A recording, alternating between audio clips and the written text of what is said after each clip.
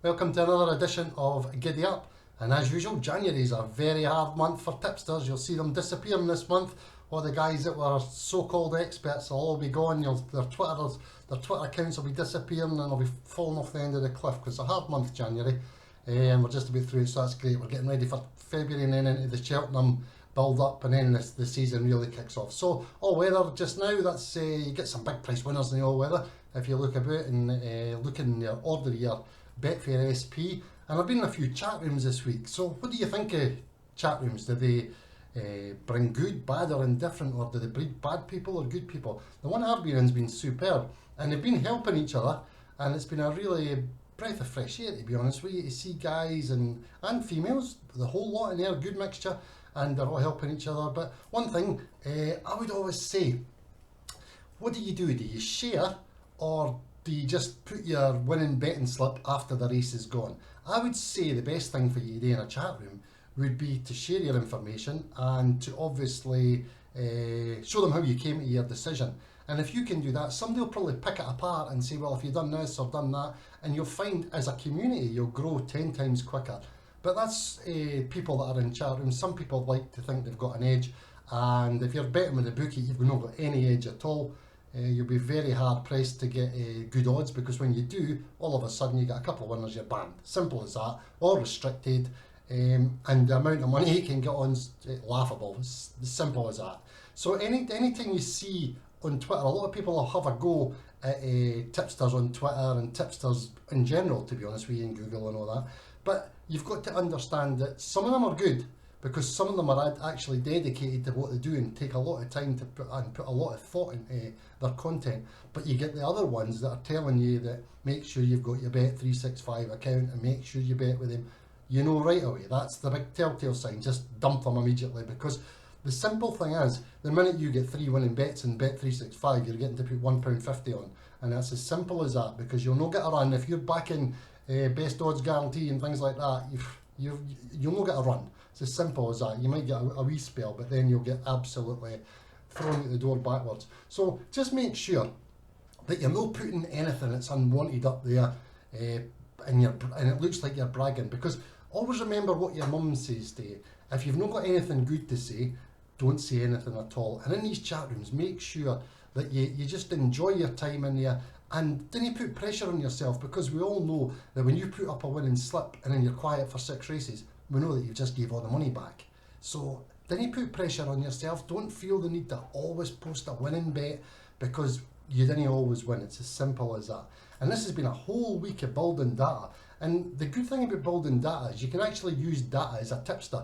Because if you look at something that shows you that back the win, or lay the win to liability, or lay the level win, lay the place to liability, things like that, Dutch bets, you can find that if you start to then track that, it'll show you maybe that although it says back the win, be contrarian and go against it, because you'll find that some of these data predictions, you'll always find what you're looking for, but you can immediately find something that's going to be profitable if you just be a wee bit contrarian and track your records and follow what you're doing. And that's another thing in the chat room. The guys are putting up winning slips. If they found that they tracked their 6 or 8 races in a row, they'd find the races they should be playing in and the races they shouldn't be playing in, because there's a lot of races you just watch and clap your hands and say well done to that winner, because you're not going to get every winner. It's simple as that.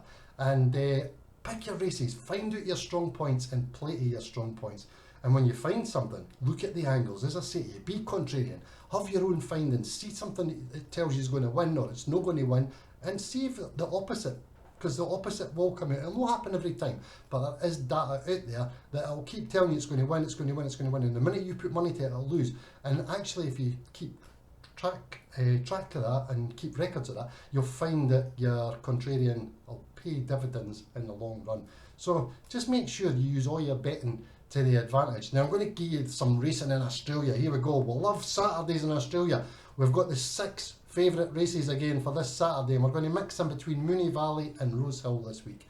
We've got, in order of the most popular favourite races, because we've been doing that as a regular thing and it's been pretty good, gives us a bit of interest. The races cut up obviously before the weekend goes, but I'll give you the races and I'll give you a wee bit of information on them. So 6 races in Australia on Saturday.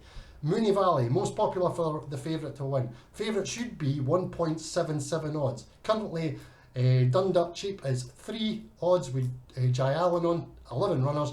That'll cut up probably, but Mooney Valley Race 4, the odds should be 1.77. He's sitting at 3 just now. Done Dirt Cheap.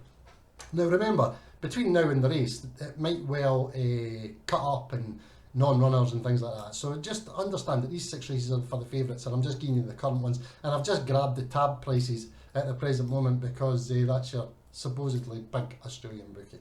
But we'll see what happens. So the second race would be Mooney Valley, race 5, and we've got pinstriped. The odds should be 2, and it's currently sitting at 2.7. Michael D's on board, and there's 9 runners. So that's no bad. A wee bit, could get a wee bit value there. 9 runners. It's probably going to, maybe another one will come out of that race. Rose Hill, race 10. I didn't like doing the 10th races and things like that, but it's showing up as the 3rd strongest on the Saturday. And Navarrese is a current favourite for Tim Clark with 12 runners, and it's currently at odds of 3. And the price should be 2.25 for the favourite. So Rose Hill, race 5, onto the 4th most popular favourite race on Saturday.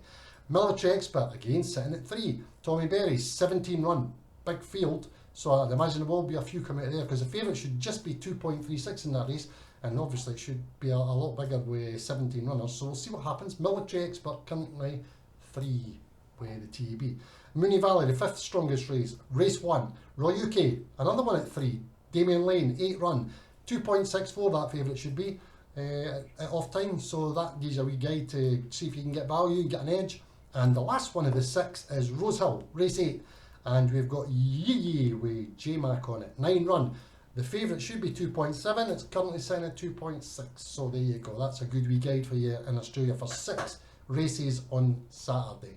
Mooney Valley, this is the order, favourites, strong favourites. Mooney Valley race 4, Mooney Valley race 5, Rose Hill race 10, Rose Hill race 5, Mooney Valley race 1, and Rose Hill race 8. Now we're going to give you a wee line this week, just to give you a wee bit interest for the Saturday, and we're going to keep them all at Rose Hill.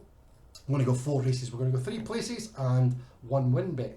And the way we're going to do it is you put them all together in a Yankee or whatever you want to do, accumulate the odds up, see how you go, see if you can get a big prize.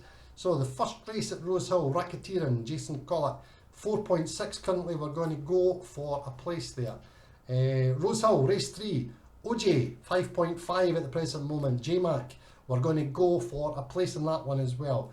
And then we're going to go race 8, we're pretty strong on J-Mac on this one, probably a strong one for us on Saturday. Yee, 2.6 currently just now, race 8, and we're going to go in the win where I'm there. We're going to put him to get first past the post for us there, and the next again race we're going to get him to finish off the 4, because he's on 3, he's on OJ, Yee, and he's going to be on Rule of Law, but we're only looking for a place on Rule of Law, and it's currently 2.5, so that's your Rose Hill, and that's Rose Hill race 10. No, it's race 9. Sorry, race 9.